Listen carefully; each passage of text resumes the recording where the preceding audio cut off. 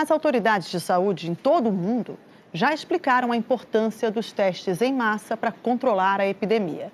Mas o Centro de Controle de Doenças dos Estados Unidos faz um alerta sobre um tipo de exame que pode dar um resultado errado em quase metade dos casos.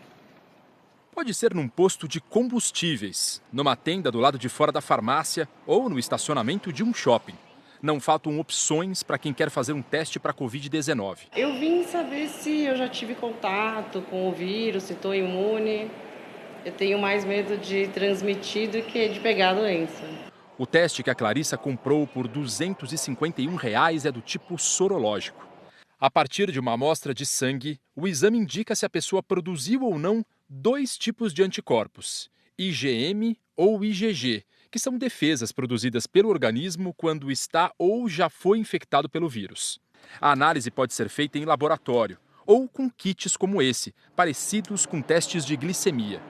Neste caso, o resultado sai em alguns minutos, daí o apelido de teste rápido. Como eu tenho contato com bastante pessoa, eu não quero transmitir isso para ninguém. Mas um estudo feito pelo Centro de Controle de Doenças dos Estados Unidos revelou que quase metade dos testes sorológicos analisados lá pode dar um resultado falso positivo, ou seja, indicar que a pessoa tem anticorpos da doença quando, na verdade, não tem. O órgão diz que os testes sorológicos têm um papel importante para entender a propagação do vírus numa população e identificar grupos com maior risco de infecção.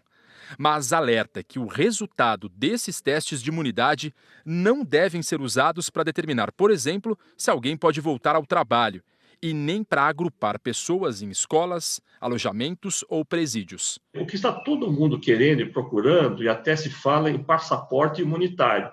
Então, eu faço aquilo, dá positivo, né? Eu praticamente coloco um crachá na minha frente, né? Então, que eu estou livre para poder andar por todos os lugares, né? Sem nenhum tipo de precaução.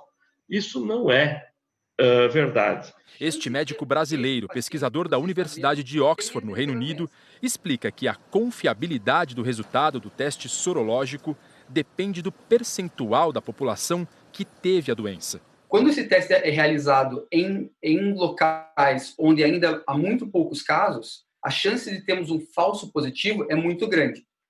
Em locais onde já teve muitos casos da doença, o teste funciona melhor. Mas ainda, no Brasil, mesmo nos locais mais afetados, ainda o teste daria resultados incorretos em grande parte dos casos. Fazer esse teste não ajuda nenhuma pessoa a decidir o que deveria fazer daqui em diante.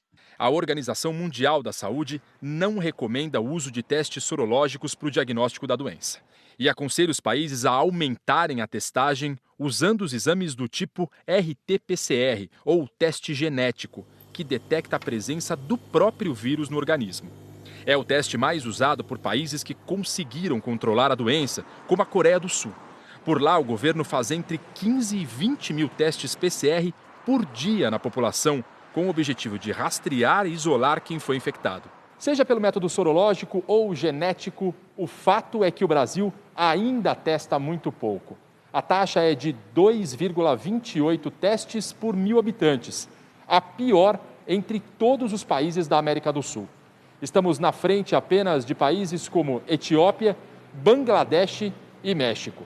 Tomar os devidos cuidados, como usar máscaras e lavar bem as mãos, é o recomendado para todo mundo, quem fez e quem não fez algum teste. A Associação Brasileira de Medicina Diagnóstica declarou que mesmo um resultado de anticorpos positivo não significa que a pessoa esteja imune e que não transmita mais a doença.